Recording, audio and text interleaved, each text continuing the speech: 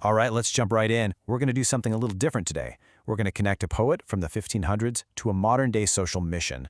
And believe it or not, it all starts with this one webpage, which when you look at it, presents a really interesting puzzle. Okay, so here it is.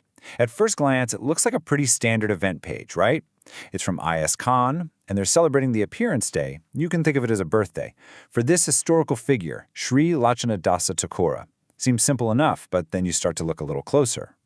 And boom, right there, next to the info about this poet from 500 years ago, is something super modern and honestly really urgent. Annadana Seva. It's a call for donations to a food charity. Now, isn't that kind of strange? You've got this historical thing, and then a very real, very present-day call to action.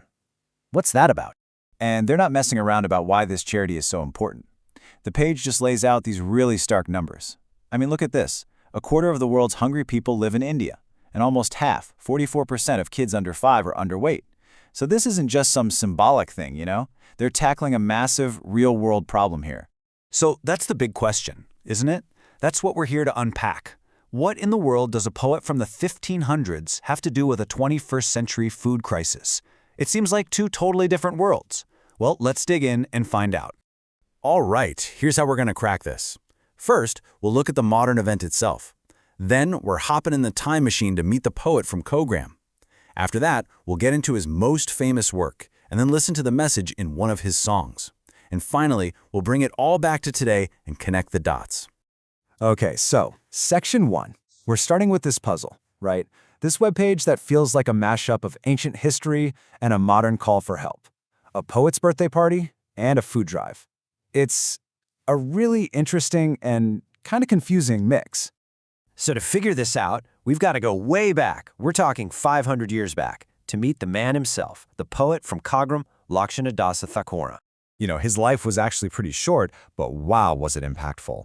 He appeared around 1520 in this little village called Gaurāṅga in Bengal. In the 1530s, he became a disciple of a really respected teacher, Śrī Narhari Sarkar. And then he disappeared from this world around 1540. So he packed a lot into a very short time.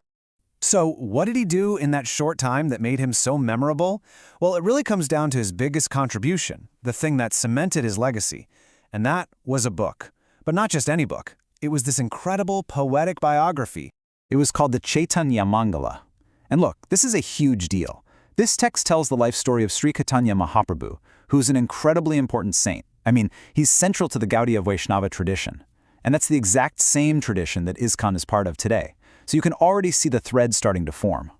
But what's really cool is how he created it. See, he didn't just make it up. The source was a diary, written in Sanskrit by a guy named Murari Gupta, who actually knew Lord Chaitanya personally.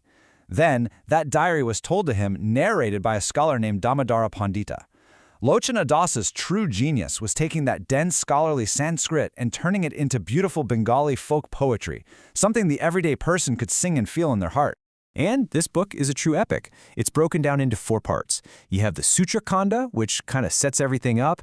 Then the Adi Kanda, which is all about his birth and early life. The Majjhima Kanda covers his time as a teacher and when he decides to renounce worldly life.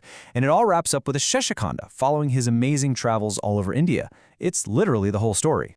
But, you know, as important as the life story is, the message at the heart of it is even more crucial. And to really get that, we need to zoom in on one of his most famous songs. This song is like the key that unlocks his whole philosophy. The song's called Parama Karuna, and it kicks off with this incredibly bold statement. He's saying that in all the 3 worlds, there's no one like Lord Chaitanya or Lord Nityananda. For him, these two were the absolute personification of mercy. Okay, but what does that mean exactly? Well, this is the core of it. The song breaks down this idea of supreme mercy, or Parama Karuna. It's a spiritual process that's just joyful. It's about chanting, it's about dancing, and the only condition? You just have to be willing to give up your own selfish desires. He says this mercy is so powerful it could melt a heart of stone, and it's for everyone. Not just some people, but everyone. He even says it's available to birds and beasts. That's how universal it is. And right there, that's our connection. That's the link we've been looking for. This idea of Parama Karuna is where a 500-year-old poem crashes right into 21st century action. Because you see, for the people putting on this event today, that idea of supreme mercy, it isn't just some old concept in a book. It's not something you just read about. No, it's a living, breathing philosophy. And it's a philosophy that demands you do something. And this chart just lays it out perfectly. Look at how that philosophy translates directly into action. The 16th century message of Parama Karuna, supreme mercy, becomes the 21st century action of the Food for Life program. Kirtan, or group chanting, becomes public mantra chanting. Bhakti, or devotion, becomes temple worship. The outward expression might look a little different, but the core principle? It's exactly the same. And we're not talking about a small-scale thing here. The scale of this is just immense. That Food for Life program, the one inspired by this very philosophy, has a goal of serving 2 million free, sanctified meals, they're called prasadam, every single day, all across the globe. 2 million a day. And this huge effort is driven by a very specific instruction from the founder of ISKCON, A.C. Bhaktivedanta Swami Prabhupada. He basically took this beautiful philosophy of mercy from people like Lochana Dāsa and turned it into a practical, no-nonsense command for his followers. Mercy couldn't just be a beautiful idea in a poem, it had to be a hot meal on a plate. So there you have it. The puzzle's solved. When you see that webpage, you realize celebrating Lochana Dāsa Ṭhākura isn't just about remembering some poet from history. It's about re-energizing and recommitting to the one thing he cared about most, supreme mercy.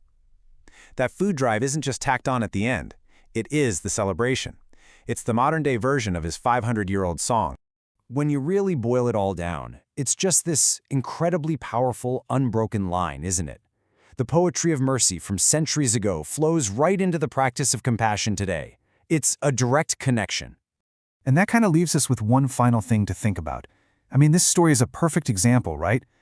But it points to something much bigger. In our world, which is so full of these huge, complicated problems, how often are the solutions we're searching for actually waiting for us, hidden in plain sight, in the wisdom of the past? Something to chew on. Thanks so much for joining me.